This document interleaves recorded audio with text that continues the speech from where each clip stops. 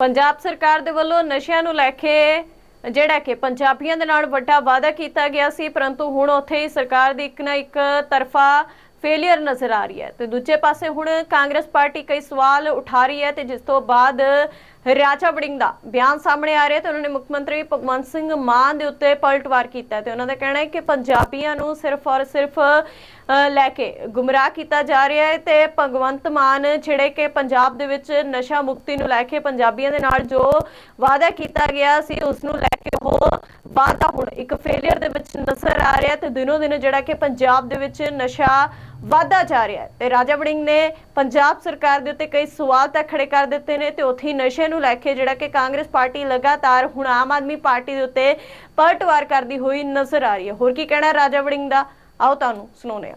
मुकम्मल तौर पर इस महीने की 31 तारीख को हमने पंजाब से नशा खत्म कर दिया है। वास्तवता ये है इस पंजाब की कि पंजाब में नशा बहुत चरम सीमा पर है।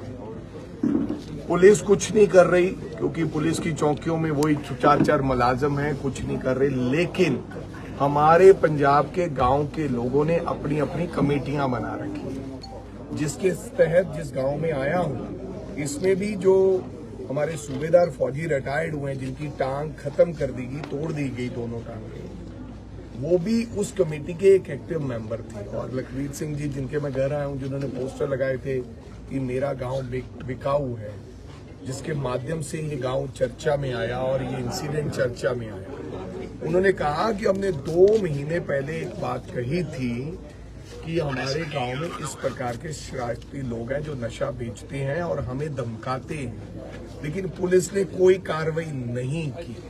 जो नया एसएचओ आया उसको लाइन हाजिर कर दिया गया। इन्होंने उनको भी बताया, उल्टा एसएचओ नशा के खिलाफ जो कमेटियां बनी उनको धमका रहा है, इनको धमकाया कि तुम मीडिया में कैसे आए। कहा जो मुख्यमंत्री का जो दबाव है कि नशा तो खत्म कर दिया, अगर मीडिया में आएगी बात तो फिर नुकसान होगा, बड़ी बात बनेगी, मेरे ऊपर बात आएगी। अकाउंटेबिलिटी फिक्स की गई है एसएसपी की, डीजीपी द्वारा और नीचे एसएचओ की। अब इतना बड़ा इंसिडेंट हो गया, अगर पुलिस ने मौके पर इसका कॉग्निजेंस लिया होता तो आज वो सूबेदार साहब जो नशे के खिलाफ इस गांव में लड़ाई लड़ रहे थे उसकी टांगे तोड़ने की कोई जरूरत ना करता। पुलिस वही पंजाब पुलिस के काम होने के बाद आ जाती। अब टांगे टूट गई, टांग तो आएगी नहीं, उसकी टांग खत्म हो गई। लखबीर सिंह को अपना डर पड़ा है कि अगर उसको घर में आकर उसकी टांगे तोड़ दी तो इनकी भी कल को कोई तोड़ देगा। पंजाब का होगा क्या? यहां से एक आदेश, एक मैसेज भी जाता है कि भाई अगर कोई अकला देगा तो उसकी टांगे तोड़ दी जाएगी। शर्म आनी चाहिए पंजाब की पुलिस को और पंजाब की सरकार को। एक फौजी हमारा जेरे इलाज वहां पर पड़ा हुआ है, उसका कोई पता लेने नहीं गया। बच्चे को नौकरी देनी चाहिए, ऐसे बच्चे को जो बच्चे अपने पहले तो उन्होंने बॉर्डर पे लड़ाई लड़ी और अब गांव में लड़ाई लड़ रहे हैं। तो ऐसे लोगों को हिफाजत किसने करना है? पंजाब की गवर्नमेंट ने। कानून व्यवस्था बिल्कुल फेल है, किसी का कोई डर नहीं है। पंजाब पुलिस मूकदर्शक बनकर देख रही है, बहुत गलत हो रहा है और सरकार और मुख्यमंत्री आराम से सो। अच्छा, आज पंजाब की डीजीपी की ओर से भी प्रेस कॉन्फ्रेंस हुई तो करीब 10 यूट्यूबर हैं जिन्हें नोटिफिकेशन जारी करी है, नोटिस भेजा जासूसी मामले को।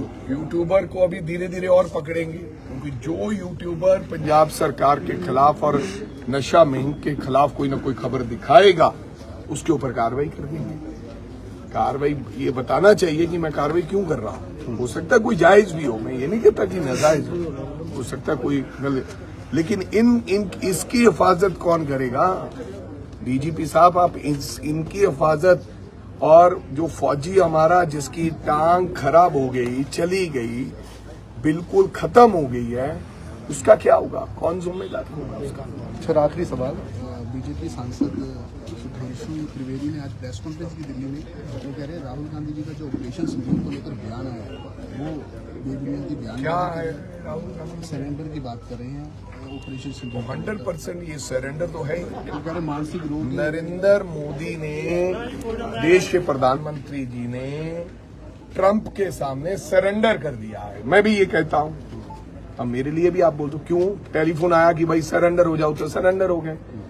आज तक सबसे बड़ा देश जिसको अमेरिका धमका रहा है, 30 करोड़ की आबादी है अमेरिका की, हमारे मामलों में जिस प्रकार से ट्रंप का दखल दिया गया, इससे हमारी नाक कटी है। वहां से फोन आया, ये हरगिज बर्दाश्त नहीं होगा। कोई समय था जब हम सक्षम नहीं थे, तब भी हमने कहा कि अमेरिका के सामने हम अपना सक्षम है अपनी बातचीत करने के लिए। तो आज तो हम भारत एक सक्षम देश है। आज हमें तीसरा कोई देश हमें संदेश दे वो हाँ अमेरिका हम कोई राय दे हम मानेंगे, लेकिन अमेरिका हमें को ये कहे कि युद्ध बंद कर दो और घुटने टेक दो, ऐसा नहीं।